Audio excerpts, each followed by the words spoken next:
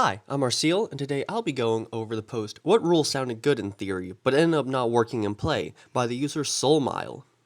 I feel like it has happened a few times that I get really excited about a system or a rule in a game, thinking about all the interesting things it could bring to the table, and then it just doesn't work out in actual play. What are some good examples of that, and what do you do when that happens? Especially when it's a rule that's very important to the game being played. I was really excited by how brief your magical girl transformations are in Girl by Moonlight. You can only make 3 rolls while in your transcendent state. Then you're depowered back down to normal. Feels like you should really make it count, right? Well, you don't actually roll all that often in Forged in the Dark games. And only 3 rolls, multiplied by 4 player characters, is actually enough power to get through every lengthy session I ever threw at them, with breathing room to spare. That precious, finite power up usually lasted for the entire mission in actual practice. There's pieces of Girl by Moonlight I like a lot, but between that and how clunky all the floating bonuses from Links felt in play, plus a few more nitpicky complaints, I wound up a lot less fond of the game than I expected to be. I respect the ambition. I'd rather games make interesting mistakes than be boring and safe. The once per session heroic powers in the Terranoff Genesis setting were like that too. They just used them in the one big combat encounter that session, and that was it. I dislike per session rules. Per encounter isn't that much better either. I think per encounter rules could be fine. I dislike per session rules. I mean, obviously, this is a good case for it. I tend to dislike per session rules because it's like, I get that it's a game, but I to me it's in a way where it's too breaking out of what's happening in the game world or like in what's going on, I guess.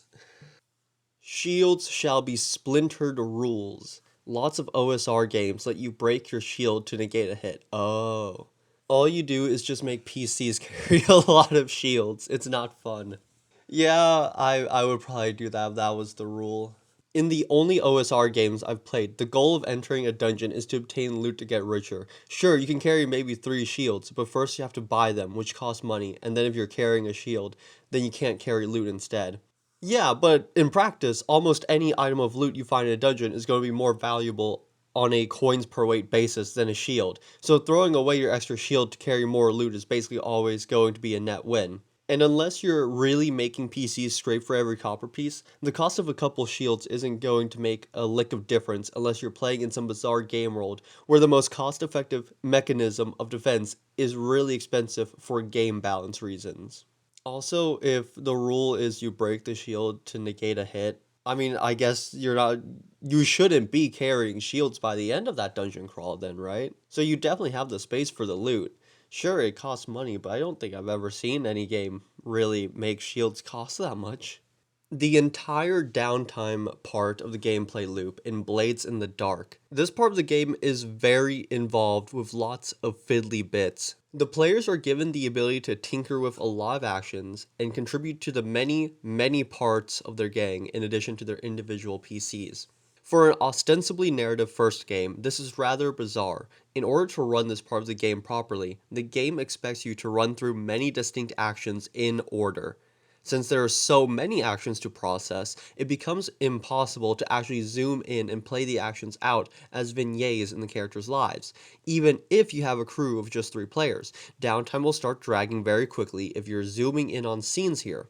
If you don't want downtime to eat up a lot of time at the table, you'll need to perform this phase with a lot of mechanical focus. I love the idea of downtime in Blades, but in practice it can feel very board gamey. I've heard Deep Cuts features diceless downtime rules. I haven't given that supplement a read yet, but I'm hoping it addresses this concern. Seeing the ramifications of the characters' actions unfold and often poison their personal lives is a vital part of scoundrel-centric media. Blades kind of fails to deliver on this. I playtested a game that had automatic reaction actions to attacks. Sounds cool, until your party of 5 nearly gets wrecked by a single monster that was only scaled for its own attacks and not the 5 free attacks it also got on the party's attacks. So like what? Like if someone attacks something else, it just gets a free attack back at them? But that isn't strictly a rules problem, that's more a monster design issue. All rules can be fixed with more rules. That doesn't make them not a rules problem. I like to fix rules by making less rules. I know this is a YMMV one. Hold on. That's your mileage may vary, but success with consequences and partial successes. I was quite excited for them, but any game I've played with them has ended up slowed considerably every time the GM has to stop and think about what the consequence could be. As a player, it feels like someone is moving the goalposts. I succeeded, but now something else has happened, and I'm still the same number of problems away from ending the scene. I succeeded, but I made a problem, which kind of feels like a failure. The best implementation of it I've seen is where there's a default consequence, which is basically to cost a player a resource. They gain a point of stress or whatever. But that's turned what was meant to be a narrative prompt into a mechanical exercise, which I'm not sure was the point of it. I like the idea of success with consequences or partial successes, but I think sometimes it's okay to just say, yeah, like, yeah, the players failed, that you can't do this now. I think it's best when it's not a default and more of a thing you can apply or maybe put it as sort of a mechanic in case you want to push for success instead of just failing. But I think it's okay if you aren't always driving that narrative. The other mechanic I end up not liking is players only rolling for difficult or important roles. Well, that's like in most games. For most games, that's like the idea. This one is much simpler to explain. I and most people I've ever played with just really like rolling dice. Okay, well, I guess that's fair. I ran Vaesen, Vaesen for a few years, and the player kept wanting to roll for things I was just going to give them. But the balance of the game meant that they often didn't roll successes. The game just isn't built for people who like rolling dice, and we eventually dropped it. And for that and other reasons. I mean, I think that's fair. Different games are built for different people. If you don't like that mechanic or how it's built around it, go play what you want to play.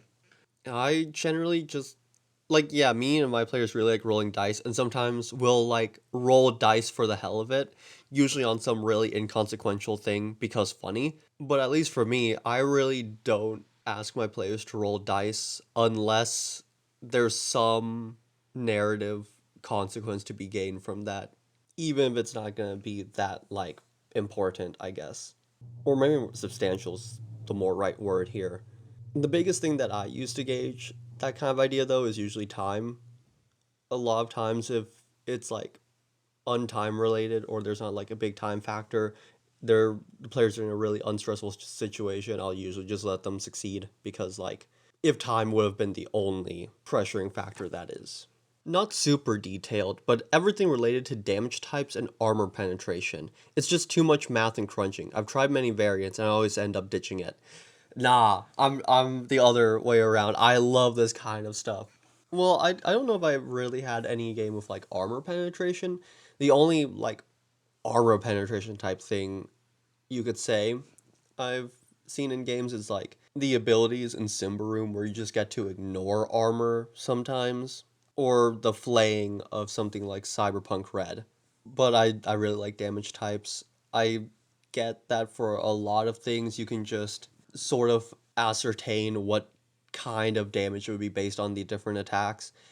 But sometimes things are just need to be more flavorful than that, or it can be used to sort of clear up certain things more easily. In my opinion, there's a very low limit to damage types before they start being a burden. Like two, maybe three. What? No. It can make sense to have a second type of damage slash armor for a specific thing in your game that is supposed to feel OP or alien. Like mind damage, magical damage, plasma damage, whatever. Or even firearm damage if you're playing in a medieval like setting with firearms just appearing and being fearsome. But more than that, and it's just best left to video games in my opinion, when you start having blunt, slashing, thrusting, fire, cold, etc., it's not really worth it. Highly disagree. I only feel like it starts becoming not really a needed thing when like for D&D 5e for example. What's the point of splitting up blunt, slashing, and thrusting damage? Like we got feats for each individual one in Tasha's, but that was a while after. And most of the time, they're just grouped the same way. There's very few things where blunt slashing and thrusting operate differently from each other. I feel that way with Fantasy Flight Games narrative dice. On principle, they're cool.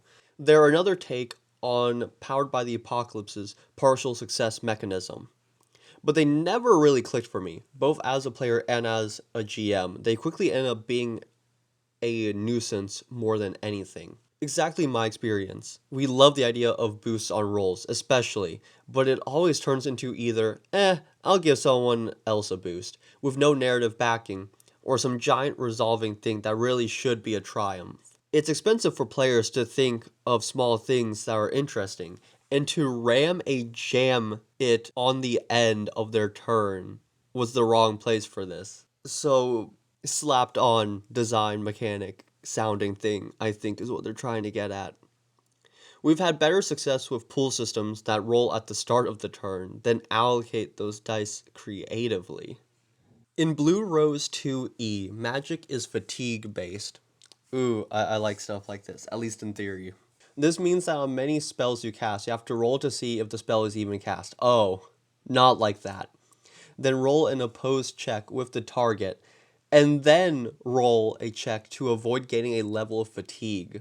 And that's not even getting into the rolls for damage. In theory, it sounds marvelous. Magic is malleable and fluid, but it isn't precise. Characters need to be careful in manifesting the effects, battle with the wills of their targets, and fend off the potential side effects of too much power coursing through them. But in play, it ends up with the spellcasters rolling a bunch, their spell not doing what they wanted, like say trying to detect magic, but there is no magic to detect, so even though they succeeded, nothing happens, and risking a level of fatigue for nothing. I really like Blue Rose from what I've seen of it so far, but my players all said the same thing about the spell casting. It left a bad taste in my mouth. I'm not a fan of fatigue-based magic systems to begin with, but I think if I were to fix the long-term play, I would only implement fatigue checks if they failed to cast their magic, and when they received a fumble, all one since it's a 3d6 system. I'm not sure though. I haven't had too much experience with the system, and it may be easier to just use a different magic system, but keep the theming around. If anyone reading this has played Blue Rose, feel free to let me know how you like the spellcasting in it. So the idea that I was thinking this was going to be about was having a shared sort of like stamina system between all the characters, and then like whether you're spellcasting or do melee stuff, it would eat from your stamina. I've had ideas for systems like that. Anyway, stunts in Exalted slash World of Darkness. What World of Darkness game has stunts? Mechanical rewards for getting into the spirit of things and adding a bit of spice to the game. Sounds great. Except in actual play, what it means is waiting for players to sit around thinking of purple prose to fish for bonuses on every important roll, which usually means every roll in combat. When were stunts a thing in World of Darkness? The requirement for a stunt is simpler than you think. Purple prose means it's not a stunt because of the first rule, don't be boring. A one die stunt is where you describe your action in a more interesting fashion than I hit him with my mace, or I use socialize to seduce her. Example, I swing my mace in a wide arc, aiming for the head. This kind of stunt is so short, it isn't boring. A two dice stunt is like a one stunt, only it incorporates the scenery, environment, or ongoing drama of the scene. My Gormal whistles in with such force that, blocked or not, the stones under his feet shatter. Is a fine two dice stunt. Repeating the description is boring. So, see, I have a problem with this. Not like a problem, but my group sort of have like a different way of doing this. Where for us, it's you roll for the attack first. Like you have the action you want to do, and you roll for all of that first, and then we decide together like how it plays out afterwards based on the outcome of the roll. Three dice stunts are really hard, but don't worry about that either. They tend to be spontaneous, someone doing just the right thing at just the right time without really trying for it, but it fits so well and is so cool that everybody at the table knows it's three. Spending 3 minutes describing an action is almost always boring, so don't count as a stunt at all. Stunts at a table work fine if you follow the actual rules. I'm still wondering where in World of Darkness they have stunts. Is this a V5 thing? or like in that game line thing, because I mainly look at the V20 rules and I don't remember that being a thing. I love discussions like this, but after reading through these responses, I feel like the most solid takeaway would be we all want something different at the table and agree on very little, because what one person hates is the next person's favorite thing ever. And actually, I think that's my favorite answer ever. A little corny, but yeah, definitely the idea that we should be looking at. I love discussions like these too. I think there's always something you can take away from them, and I think the way you please it is perfect. There's always someone to bring another point of view. You read the first response and you think, wow, yeah, that does not sound great. And then the answer to that makes you think that maybe you should just try it yourself. Who knows what you'll think of it? See, my takeaway from these discussion sort of forum posts is, oh boy, that's a lot of stuff I can steal for my own games. Thank you for making it to the end of the video. Sorry that this one was probably shorter than the last few that I've put up. College started, so that kind of got in the way of doing this for a bit. Anyway, if you have your own experiences with rules that you thought would be cool for your games and they turned out not being that great, feel free to share them in the comments, or any thoughts and opinions you have about the other posts that I've shown throughout the video. Also, I've been working on another presentations type style video, like my D&D class presentations, but for Vampire the Masquerade clans and bloodlines. Hopefully that'll be ready to upload by Wednesday. That's the plan for now anyways. And I'm probably going to be making more of those on a every other week basis, because they just kind of take more time. But yeah, with all that being said, bye bye!